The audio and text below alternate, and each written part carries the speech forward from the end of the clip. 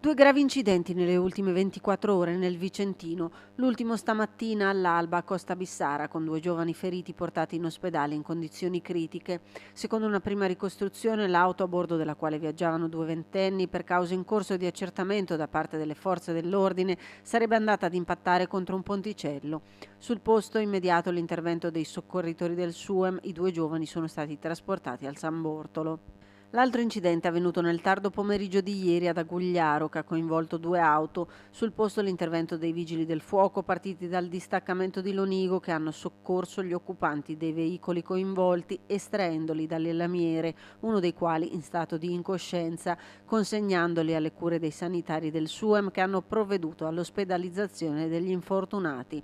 Estinto anche un principio di incendio che si stava sviluppando a seguito dell'impatto. Sul posto anche i carabinieri per i rilievi necessari.